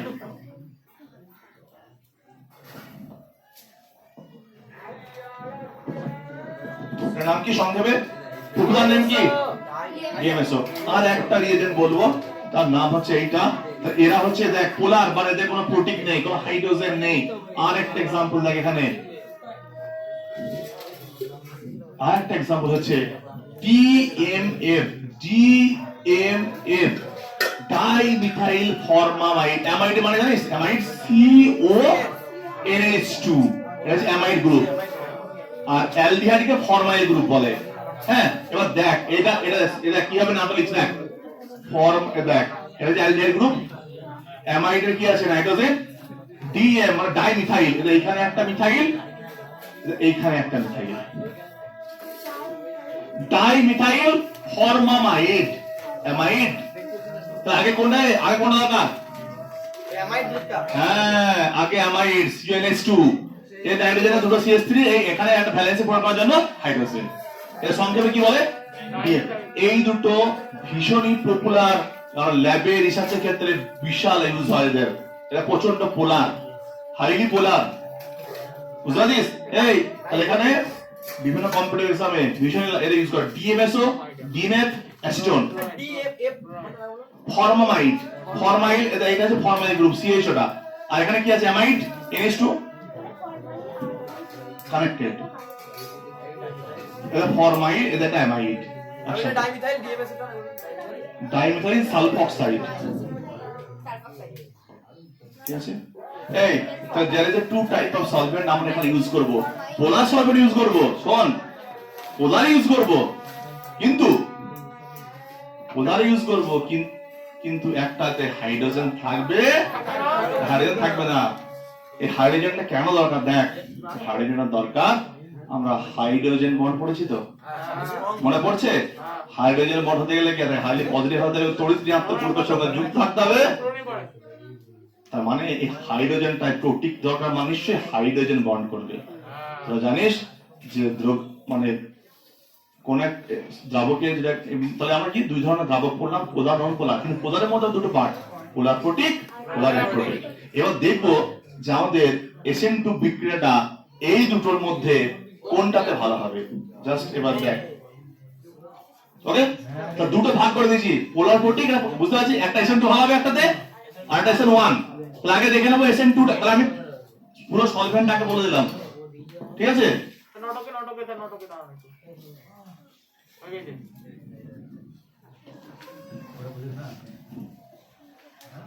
আর কই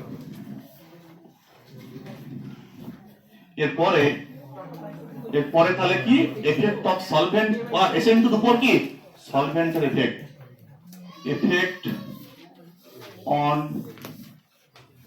অফ সলভেন্ট অন SN2। তো 4 নম্বর কেস, কোন নম্বর কেস হচ্ছে? 4 নম্বর, এটাই শেষ।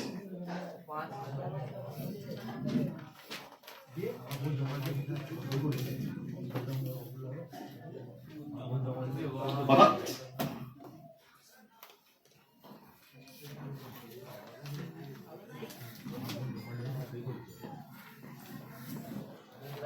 এটা হচ্ছে একটা সাবস্ট্রেট।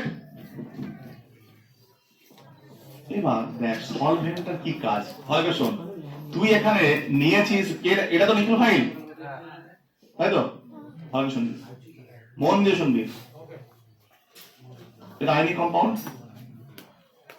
তো তাহলে কি K প্লাস OH মাইনাস অ্যান্টার করবে, OH মাইনাস এখানে যে অ্যাটাক করবে, তাই তো? তবে অ্যাটাক করবে কি এখানে কি করছে? OH মাইনাসটা এখানে যাবে, এখানে অ্যাটাক করবে, বেরিয়ে যাবে। তাহলে এখানে যে দ্রাবক থাকবে, সে দ্রাবকের ভূমিকাটা কি? দেখ, আমার কোনটা দরকার বলতো? OH মাইনাস আয়নটা দরকার। আমার কি পটাশিয়াম দরকার? আমার কি পটাশিয়াম দরকার? আমার পটাশিয়াম দরকার নেই, আমার দরকার থাকে কিন্তু পটাশিয়াম আর OH মাইনাস কি ক্যাটায়ন আয়ন। তাহলে ওদের কি চান্স থাকতে পারে সলিউশনের মধ্যে? আবার আয়ন ভেঙে আছে, আবার কাছাকাছি থাকার চান্সটা বেশি, কিন্তু ওদের কথা কাছাকাছি কি হবে না, কি করতে হবে? আলাদা করতে হবে। তাহলে একজনকে কি করতে হবে? ফ্রিজ করতে হবে। একজনকে ফ্রিজ করে একজনকে পুরো ফ্রি করতে হবে। তাহলে কি হবে? রিঅ্যাকশনস ভালো হবে। তার না হলে দুজন যদি ফ্রি থাকে, আবার কি কাছাকাছি থাকবে, কারণ এটা ক্যাটায়ন আয়ন। তাহলে আমার কি টার্গেট? আমার টার্গেট শুধুমাত্র দরকার নেগেটিভ পার্টটাকে। তাহলে পজিটিভ পার্টটা কি করব? আমি ফ্রিজ করব। কি করব? মাঝাকে খাঁচার মধ্যে বন্দি করব। এবং জানিস তোরা যে যারা তোরা পড়েছিস হাইড্রেশন এনার্জি বা এটা পড়েছিস তো, এবার দেখ এখানে সেরকম তাই। তাহলে এখানে আমি এইটা যদি ফ্রি করেছি, তাহলে এইটা যখন থাকবে সলভেন্ট, এখানে যদি আমি পোলার অ্যাপ্রোটিক নেই, পোলার দ্রাবকটা নেব, SN2 ভালো হবে পোলার অ্যাপ্রোটিক, অর্থাৎ হাইড্রোজেন দরকার নেই। কারণ হাইড্রোজেন থাকলে OH মাইনাস সঙ্গে হাইড্রোজেন বন্ড করে বসে থাকবে। তাহলে কি OH টা ফ্রি হবে, ফ্রি থাকবে না? তাহলে কোন সলভেন্টটা দরকার? যেখানে হাইড্রোজেন নেই বাট লোন পেটা দরকার। কারণ কি বলতো, তাহলে এখানে যে ক্যাটায়নটা আছে এখানে, যে ক্যাটায়নটা আছে ধর K প্লাস, তাকে ধর আমি কি নিলাম, পোলার অ্যাপ্রোটিক নিলাম, ধর আমি কি নিলাম, DMSO নিলাম, DMSO নিলাম, তাই তো? DMSO এরকম CS3 2 টাইমস, ওকে? তাহলে এবার দেখ এ কি করবে, এ লোন পেয়ার আছে, লোন পেয়ার আছে নেই, এই তো। তাহলে এখানে Ma2 মানে মিথাইল 2 টাইমস, দেখ এ কি করবে,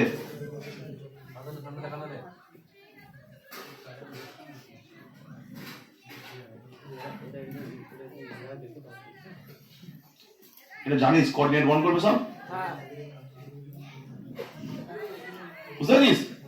তাহলে একে কি করে ফেললো, কি করে ফেললো বল, ক্যাপচার করে দিল। কাকে ক্যাপচার করলো, কে প্লাসকে ক্যাপচার করে ফেললো, চারিদিক দিয়ে কি করলো, ওকে ক্যাপচার করে দিল। এর লোন পেয়ার ওর পজিটিভ চার্জ, তাহলে ও ক্যাপচার হয়ে গেল, ও ক্যাপচার হয়ে, তাহলে এখান থেকে এটা বাদ দিলে কি আউট, ফ্রি, কি আউট গেল এই বক্স মার খাঁচায় চলে আসলো, ফ্রি কে ওএইচ মাইনাস আর, কোনো চাপই নেই। রিঅ্যাকশন হওয়ার জন্য তো সলভেন্টের ভূমিকা আছে না নেই, বিশাল ভূমিকা একটা।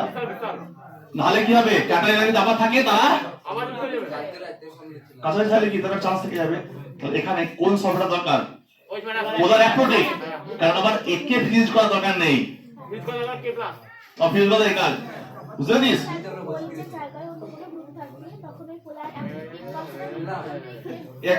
আমি যখন SN2 বিক্রিয়া করব, তাহলে আমার বেস চয়েস হবে পোলার অ্যাপ্রোটিক। তাহলে SN2 বিক্রিয়া কোন সলভেন্টে ভালো হবে, পোলার অ্যাপ্রোটিক, পোলার অ্যাপ্রোটিক, অর্থাৎ যেখানে কোনো আয়নাইজেবল হাইড্রোজেন নেই।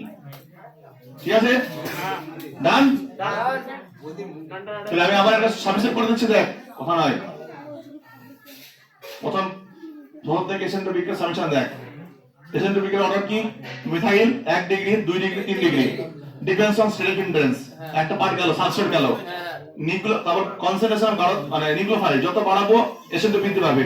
3 নম্বর লিভিং গ্রুপ, যত হ্যালোজেন একটা বড় হবে লিভিং অ্যাবিলিটি তত ভালো হবে। 4 নম্বর সলভেন্ট, সলভেন্টটা আমাকে পজিটিভ পার্টটাকে ফ্রি করতে হবে, বক্স মানে খাঁচার মধ্যে বন্ধ করতে হবে, তার জন্য দরকার আমাকে পোলার অ্যাপ্রোটিক। ডান, 4টে এফেক্ট হয়ে গেল, SN2 বিক্রিয়া টোটালি কমপ্লিট। এর পরে যে পার্ট সেটা হচ্ছে SN1, এটা করতে আর সময় লাগবে না, কারণ অলরেডি সমস্ত এফেক্ট বলা হয়ে গেছে, জাস্ট একটু করে স্টেপটা বলে দেওয়া আমার হয়ে যাবে।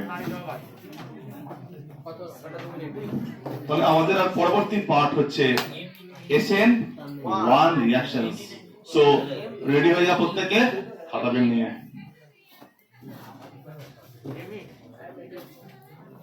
আমাদের নেক্সট টার্গেট SN1 বিক্রিয়া।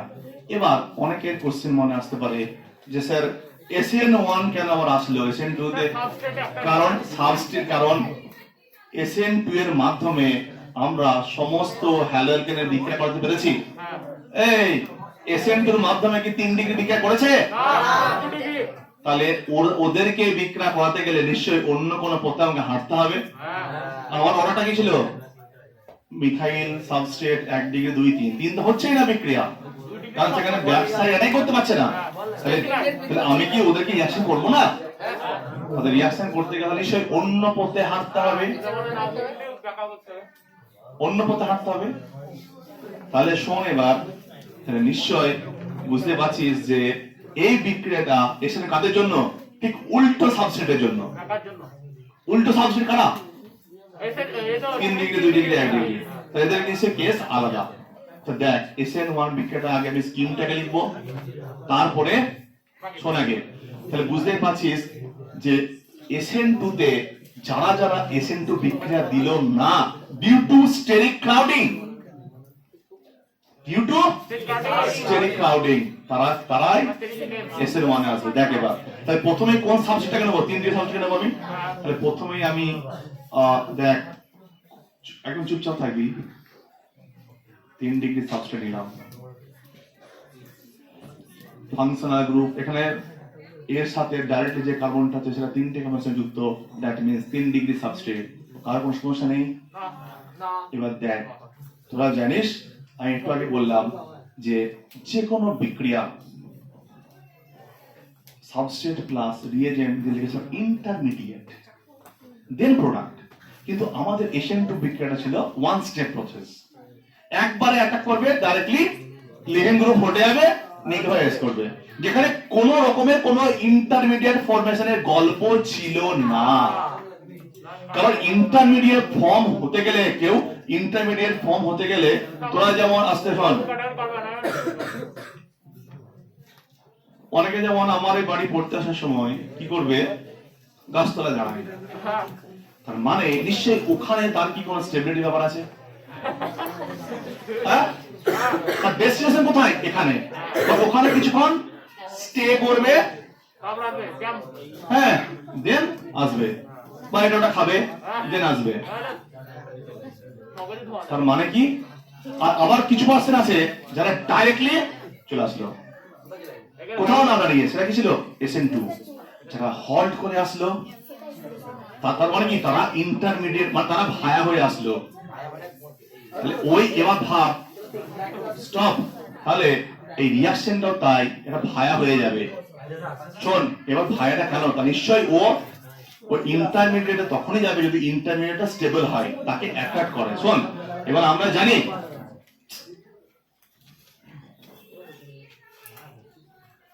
এইটা, শোন আগে ভালো করে, এটা সাম্য অবস্থায় আছে, ওকে? এইটা প্রথমে কি হয়, প্রথমে আমি শুধু সাবস্ট্রেট নিয়েছি, প্রথমে শুধু সাবস্ট্রেট, মানে যে সলভেন্ট ইউজ করবো, সেই সলভেন্টের মধ্যে আমার শুধু কি আছে? সাবস্ট্রেট। এখানে আমার যে দ্রাবকটা আছে শুধুমাত্র কি আছে? সলভেন্ট।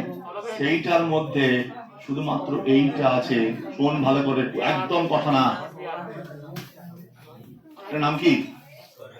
কার্বনের মাথায় প্লাস কার্বোক্যাটায়ন। তাহলে এই ধরনের বিক্রিয়াগুলো আগে কি তৈরি করবে? কার্বন। স্টেপ 1 এ কেন করবে?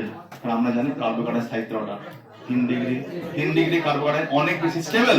তাকে যখন দিবি, সে এইরকম সাম্য অবস্থা তৈরি করবে, মানে এটাও থাকবে, এটাও থাকবে, কিন্তু এটা তৈরি করতে পারবে, কারণ এরও স্টেবিলিটি আছে। যদি এটা স্টেবিলিটি না থাকতো, তাহলে এই স্টেপটা কখনোই হতো না, ডাইরেক্ট প্রোডাক্ট হয়ে যেত। তাহলে যেটা 3 ডিগ্রি সাবস্টেট, তাহলে স্টেপ 1 কি হবে? কার্বোক্যাটায়ন ফরমেশন, ভীষণ ইম্পর্টেন্ট স্টেপ, কার্বনেশন। এবং একদম স্টপ করবি, ভীষণ ইম্পর্টেন্ট ক্লাস এটা, চুপচাপ। তো এইটা ফার্স্ট স্টেপ হচ্ছে কার্বোক্যাটায়ন ফরমেশন। এবং স্টেপটা কি হয় বলতো? স্লো হবে। কারণ কি বলতো? আমি অন্য কিছু ইউজ করেছি, শুধুমাত্র এই বন্ডটা অটোমেটিক ব্রেক হচ্ছে সলভেন্টে গিয়ে, নিজে যে ব্রেক হয়ে একটা সাম্য সৃষ্টি করছে। তাহলে এই প্রসেসটা হচ্ছে স্লো প্রসেস।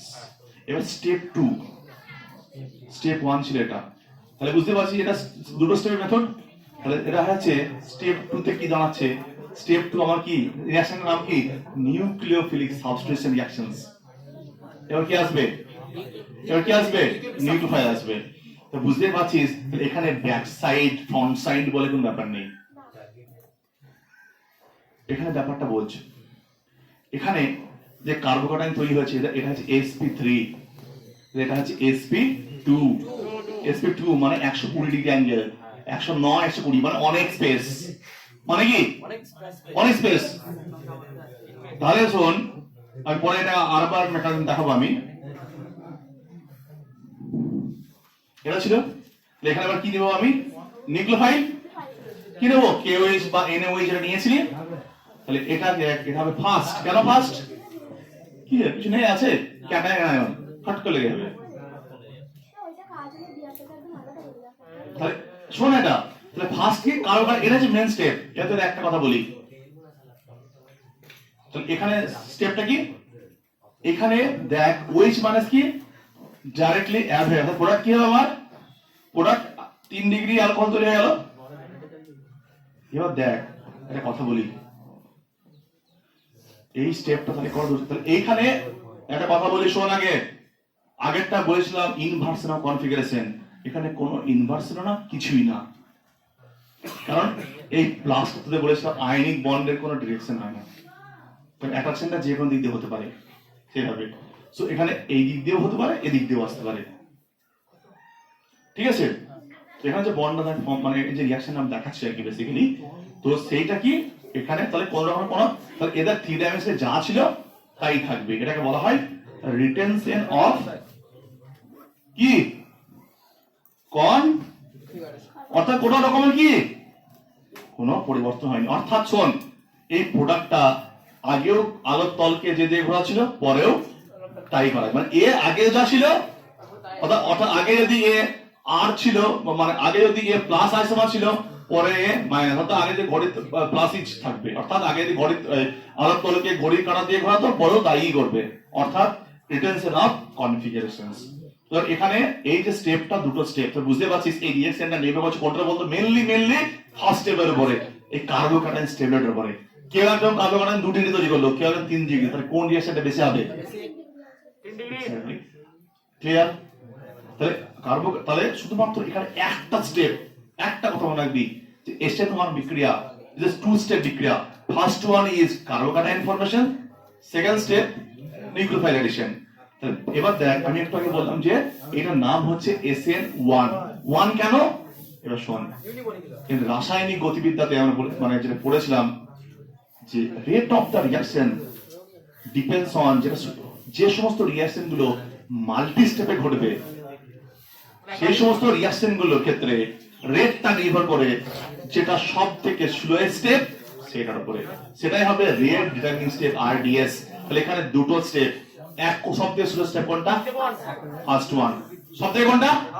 First one. তাহলে ফার্স্ট ওয়ানের সাবস্টেট কোন আছে? একটা। নিউক্লিওফাইল এডিশন নেই, তাহলে শুধুমাত্র ডিপেন্ডস অন সাবস্টেট। তাহলে বুঝতে পারছিস SN1 বিক্রিয়ায় এইটার কনসেন্ট্রেশন 1 মোলার নে, 2 মোলার নে, 4 মোলার নে, ডাজন্ট ম্যাটার, কারণ রেটের মধ্যে কি থাকবে? শুধুমাত্র এটা আছে। তাহলে দেখ, এটার ক্ষেত্রে রেটটা যদি আমি লিখি, তাহলে এটার ক্ষেত্রে রেট হচ্ছে রেট সমান K ইনটু 3 ডিগ্রি সাবস্ট্রেটটা CH3 3 টাইমস CBr, কারণ এখানে এটা হচ্ছে RDS বলে, অর্থাৎ রেট ডিটারমিনিং স্টেপ। তার মানে আমি কি বললাম, যেগুলো মাল্টি স্টেপ বিক্রিয়া, ভালো করে শোন, যদি 40টা স্টেপে বিক্রিয়াটা হয়, সেই স্টেপের সবচেয়ে স্লো স্টেপ, আর যেহেতু আগেরটা কি ছিল বলতো, 1 স্টেপ বিক্রিয়া, ওই জন্য ওই স্টেপে যারা যারা ইনভলভ ছিল সবগুলো ডিপেন্ড ছিল, বাট এখানে এইটা হচ্ছে রেট ডিটারমিনিং স্টেপ, অর্থাৎ এই রেটের মধ্যে শুধুমাত্র একজনই আছে, সেটাকে অনলি সাবস্ট্রেট। তাহলে এই SN1 বিক্রিয়াটা শুধুমাত্র সাবস্ট্রেটের উপরে নির্ভরশীল। কার উপর নির্ভরশীল? এই জন্য কি, যেহেতু এর পাওয়ারটা 1, সেটা কি বলবো হচ্ছে ইউনিমলিকুলার বা এক প্রথম ক্রমের বা ইউনিমলিকুলার। যে কোনো রিঅ্যাকশনের প্রথম স্টেপে কি ফ্লো হয় না, ডিপেন্ডস অন, আমরা কি আমাদের বলা থাকবে, আমাদের লেখা থাকবে, যদি 1000টা স্টেপ দেওয়া থাকে, যেটা স্লো লেখা থাকবে, শুধু সেইটাকে ধরবো। আমাদের এটা লিখেছি এক্সপেরিমেন্টাল ফ্যাক্ট, হাইলাইট করে দেবো। এটা এক্সপেরিমেন্টালি এগুলো দেওয়া থাকবে, ঠিক আছে। ঠিক আছে? তাহলে এবার বলতো, তাহলে এই এখান থেকে তো ক্লিয়ার, তাহলে এই রেটের মধ্যে দেখ কে নেই? নিউক্লিওফাইল নেই। না না, তাহলে নিউক্লিওফাইলের কনসেন্ট্রেশন, একটা পরীক্ষায় কোশ্চেন দেবে MCQতে যে নিউক্লিওফাইলের গাঢ়ত্ব 4 গুণ 5 গুণ এরকম যেগুলো বলে দিল বৃদ্ধি করা হলো, তাহলে রেট এত গুণ বাড়লো, 2 গুণ 4 গুণ 6 গুণ, আনএফেক্টেড। কোনটা হবে? আনএফেক্টেড। কারণ রেটটা তো কোনো নিউক্লিওফাইল নাই। এক্স্যাক্টলি, কারণ রেটের মধ্যে নিউক্লিওফাইল তো নাই। ক্লিয়ার? তাহলে আমাদের একটা এফেক্ট বাদ হয়ে গেল। এক্স্যাক্টলি। জমনিকা তাহলে শোন ভালো করে বুঝনি, তাহলে আমাদের কি এবার এফেক্টটা কিসের? সাবস্ট্রেটের এফেক্ট কি? যেমন ওদের 4টে এফেক্ট পড়লাম, এরও 4টে পড়তে হবে, একটা এমনি বাদ হয়ে গেল, পড়ে আছে আর কোনটা? 2টো 3টে, আর দুটো একটা মানে দুটো ওই যে লিভিং গ্রুপে অ্যাবিলিটি সেমই হবে। তো আমাদের সাবস্ট্রেট এফেক্টটা দেখবো। সাবস্ট্রেট, এই তাহলে SN1 এর ক্ষেত্রে সাবস্ট্রেটটা কি হতে বলতো? 3 ডিগ্রি, 2 ডিগ্রি, 3 ডিগ্রি। কারণ আমরা জানি, লিখে রাখবি যে এখানে একটা ইম্পর্টেন্ট ফ্যাক্টর, SN1 বিক্রিয়া রিঅ্যাকশনস কার্বো ক্যাটায়ন ফরমেশনের মাধ্যমে ঘটে। কার মাধ্যমে? Carbocation formation. তার মানে যার কার্বোক্যাটায়ন স্টেবিলিটি যত বেশি, তার S1 রিঅ্যাকশনের গতিবেগ বা স্পিড তত বেশি। তাহলে আমাদের সাবস্ট্রেট যদি 3 ডিগ্রি হয়, কি কত ডিগ্রি কার্বন তৈরি করবে? 3 ডিগ্রি কার্বন তৈরি করবে। যদি 2 ডিগ্রি হয়, 2 ডিগ্রি। তাহলে সব থেকে ভালো SN1 কে দেবে। তাহলে SN2 এর পুরো অপোজিট, উল্টোটা। সেটাই হবে SN1। কারণ তাহলে দুটো দুটো জিনিস মাথায় রাখবি, এটা SN1 SN2, SN1টা স্টেরিক হিন্ড্রেন্স, SN1টা কার্বোক্যাটায়ন, ওরা SN2টা হচ্ছে স্টেরিক হিন্ড্রেন্স। সাবজেক্টটা বুঝে গেলাম। এবার দেখ তোরা জানিস কেসগুলো বলে দিই যে রেজোনেন্স পড়েছি আমরা, মনে আছে? কিছুদিন আগে পড়ে আসলাম, এর নাম কি? বেনজাইলিক কার্বন। ও তাই তো, হ্যাঁ এর নাম কি? Allylic carbon. ঠিক আছে দেখে মনে হচ্ছে 1 ডিগ্রি সাবস্ট্রেট। কত কত মিনিট হয়েছে রে? হ্যাঁ ওরে বাবারে, এটা হচ্ছে দেখ 1 ডিগ্রি সাবস্ট্রেট। ওটাকে ক্লিক করে দে, উপরে ওকে করে দে।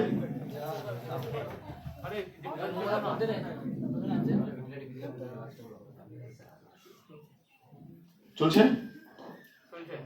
তাহলে এই যদি এটা দেয়, এটা তো 1 ডিগ্রি সাবস্ট্রেট, তাহলে 1 ডিগ্রি সাবস্ট্রেট এটা কি SN1 দেবে? দেবে না। আমার টার্গেট কি? Carbocation stability. কার্বোক্যাটায়ন স্টেবিলিটি শুধু কি মাত্র ইন্ডাকটিভ এফেক্ট দেয়? রেজোনেন্স। তাহলে হ্যাঁ, কারণ এখানে তখন আর শুধুমাত্র ওই জায়গায় কনসেন্ট্রেট থাকলে হবে না যে 3 2 1, আরে ওটা তো ইন্ডাকটিভ এফেক্ট। কিন্তু যদি রেজোনেন্স থাকে তাহলে মনে মনে ভাব প্লাস হবে, এখানে এটা সরে গেলে প্রথম স্টেপে সরে গেলে এখানে প্লাস হবে, পাই সিগমা প্লাস। কনসেপ্টটা তো জানি, পাই সিগমা প্লাস রেজোনেন্স। তাহলে এরা সব তো রেজোনেন্স যুক্ত, এরা কি 1 ডিগ্রি হওয়া সত্ত্বেও SN1 বিক্রিয়া দেবে। কারণ কি? এদের যে কার্বোক্যাটায়ন তৈরি হবে, সেই কার্বোক্যাটায়ন স্টেবিলাইজ বাই রেজোনেন্স। এগুলো পরবর্তীকালে আরো প্রবলেম নিয়ে আমরা ডিসকাস করব। কারণ জানিস, একটু বলে দিই যে এটা যখন প্লাস হবে, মনে মনে প্লাস, প্রথম স্টেপে কি প্লাস হবে, চলে গিয়ে এই তো কি হবে, এই প্লাস এখানে চলে আসবে, সিঙ্গেল ডাবল, ঠিক একই হবে, এটা প্লাস এটা ডাবল, এখানে প্লাস এখানে চলে আসবে। জানি তো এগুলো।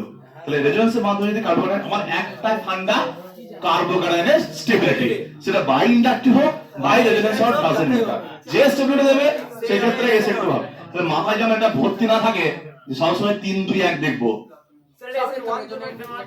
হ্যাঁ SN1। তাহলে আমার সাবস্ট্রেট ইফেক্টটা ক্লিয়ার হলো। তো দুটো জিনিস হলো, আমি ইন্ডাকটিভ প্লাস রেজোনেন্স, এইটা টার্গেট। তো এরপরে বলি, তাহলে এখানে যেহেতু এরকম শোন আগে R1 R2 R3 3 degree substrate দেওয়া আছে, যদি এখানে এরকম দেওয়া থাকে যে OH মাইনাস এর কনসেন্ট্রেশন একবার 2 মোলার, OH মাইনাস এর কনসেন্ট্রেশন একবার 1 মোলার, তো এদের রিঅ্যাকশনে কোনো চেঞ্জ হবে? কোনো চেঞ্জ হবে না, কারণ এরা রেটের মধ্যে একটু আগে দেখলাম নেই। সো এটা এফেক্ট 0, SN2 হলে হতো। এবার দেখ সেম টু সেম কার ক্ষেত্রে হবে? R1 R2 R3। এখানে হ্যালোজেন, যদি আবার ক্লোরিন নেই, যদি ব্রোমিন নেই, যদি আয়োডিন নেই, এগেইন সেম জিনিস। যদি আয়োডিন হয় বন্ডটা কি তাড়াতাড়ি ভাঙবে, ওই যে আয়নে যেটা হচ্ছিল। তাহলে লিভিং অ্যাবিলিটি সেম। তাহলে 3 নম্বর যে পয়েন্ট ছিল লিভিং গ্রুপ অ্যাবিলিটি, এখানে কি হবে? I minus Br minus Cl minus, অর্থাৎ একবার ক্লোরিন, একবার ব্রোমিন, একবার আয়োডিন নিয়ে আমি এই জায়গায়, তাহলে আমার কার্বোক্যাটায়ন 3 জায়গায় সেম কার্বোক্যাটায়ন তৈরি হবে, বাট এই কার্বোক্যাটায়ন তাড়াতাড়ি ফর্ম করবে, আর কার্বোক্যাটায়ন যত তাড়াতাড়ি ফর্ম করবে SN1 এর চান্স তত তাড়াতাড়ি আসবে। তাহলে লিভিং অ্যাবিলিটি সেম। এখানে আর একটা এফেক্ট পড়ে আছে, কি? সলভেন্ট। কি পড়ে আছে? আর একটা এফেক্ট কি? সলভেন্ট। সলভেন্টের ডিটেইলস আমরা স্টাডি করেছি। আমরা SN2 বানাতে বলেছি পোলার অ্যাপ্রোটিক। এর কিসে ভালো হবে?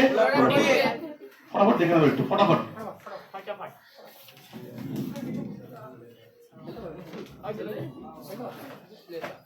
তাহলে এবার আমরা কি দেখব? Solvent effect. সলভেন্ট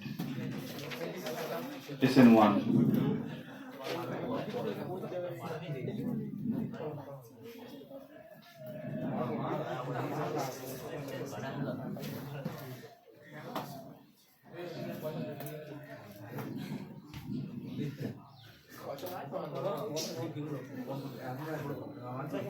কথা নয়।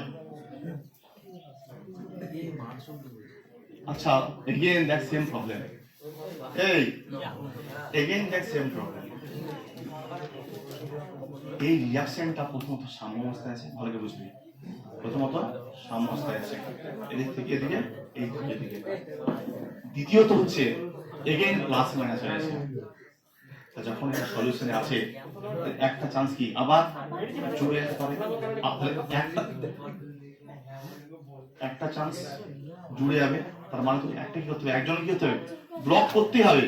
আর একটা কি করতে হবে, এই রিঅ্যাকশনটা যাতে ফরওয়ার্ড রিঅ্যাকশনটা যাতে ভালো হয়, তাহলে কি হবে, এই পরিমাণটা সংখ্যাটা বেশি হবে, রিঅ্যাকশনের পরিমাণ কি হবে, বেশি হবে। তাহলে দুটো কাজ আমাকে এখানে দেখতে হবে, জানো একটা এই দুটোর মধ্যে সেপারেট করা যায়। হ্যাঁ, একটু আগে করলাম, দেখ তাহলে দেখ এখানে আমার দরকার পোলার প্রোটিক।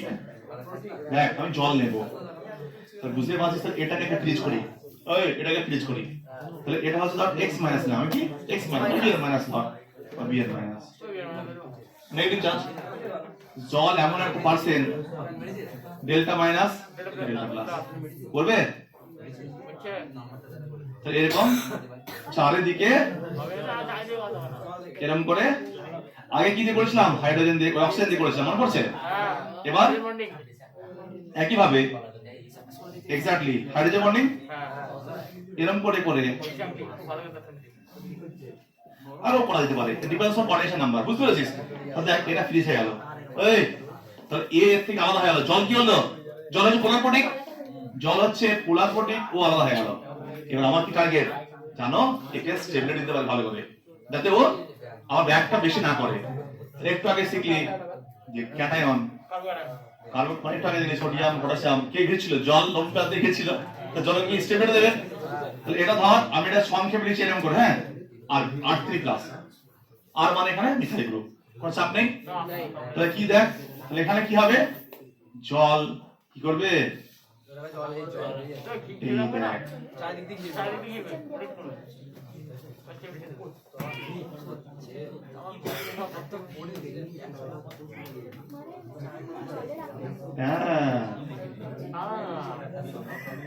হলো। তাহলে সলভেন্ট কি কাজ করছে, তোদের কিন্তু ছবিগুলো কিছু আঁকতে হবে, কিছু লাগবে না সব, যাতে কিছু শুধুমাত্র কনসেপ্টটা বোঝালাম, শুধুমাত্র এইটুকু লাগবে যে পোলার প্রোটিকে SN1 ভালো হয়, আর পোলার প্রোটিকে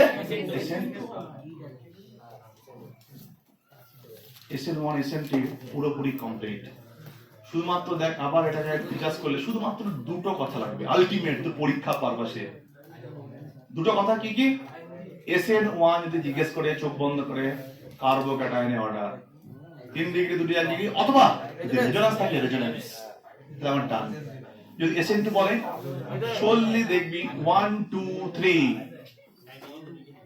1 degree substrate 2 degree substrate 3 degree substrate steric hindrance, ওখানে ব্যাক সাইড এটা হয়, এখানে আর এটা হচ্ছে টু স্টেপ মেকানিজম, ঠিক আছে। সো এইটা হচ্ছে পুরোপুরি detail study about SN1 and SN2। এরপরে আমরা ডিফারেন্ট এক্সাম্পল নেব, যে দেখব কোনটার ক্ষেত্রে, মানে অনেকগুলো এক্সাম্পল নিয়ে আসবো, যে এক্সাম্পল এসে দেখবো যে SN2 কার ক্ষেত্রে ভালো হবে, SN1 ঠিক আছে। এটা ছিল আজকের ক্লাস, ওটাকে স্টপ করবে। তো সাবস্ক্রাইব আজকে ছিল SN1 এর বিষয়ে এটাই লাস্ট।